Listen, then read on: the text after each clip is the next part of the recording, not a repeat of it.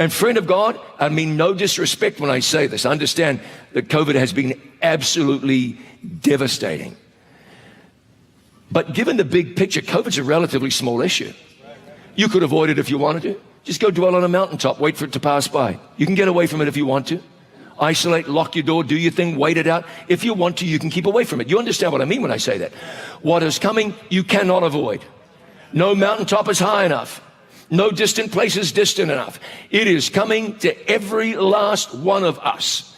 As I said before, a storm is coming, relentless in its fury. We can't escape this. It's going to be the real thing. And we learned that the world can go from nothing to everything just like that.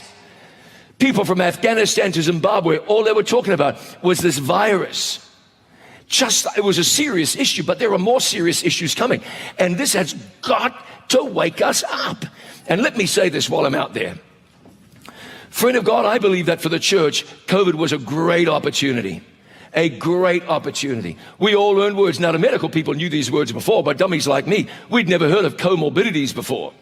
Now, when they mentioned it, we nodded and oh yeah, and then we Googled, what in the world? You know what the health message was given to the church for? To help people avoid or get over their comorbidities. That's what it was for. This was an opportunity for us to stand up and say, we can help. But unfortunately, we were like Isaiah's dumb dogs that could not bark. What in the world happened to us?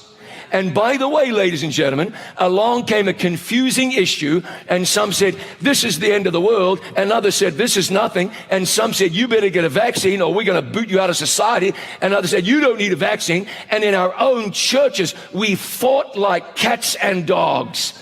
God help us. You're going to argue about COVID. I'm not saying one must not have a different opinion from another. We must. We're thinking human beings. We're sentient. We ought to be able to think this thing through. You're going to see it one way. I'm going to see it another. But aren't we brothers and sisters at the end of the day?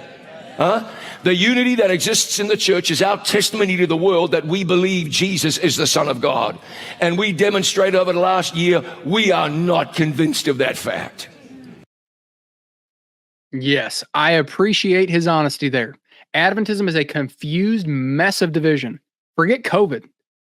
They can't even agree on if drinking tea is a sin, if going to the movie theater is a sin. Yet this is the movement that allegedly has the theological God particle, the antidote to theological division in the mind of God. Not some obscure source on this either, folks. Ministry Magazine, official organ of the organization, Herbert Douglas.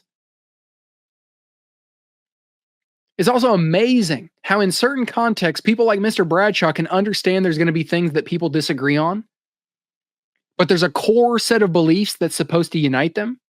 Yet when I point this out about the Christian faith, that there's a core set of doctrines that unite us despite secondary doctrinal matters that we might disagree on, oh, that's considered Babylon. Oh. If it weren't for inconsistent standards, this organization would have none.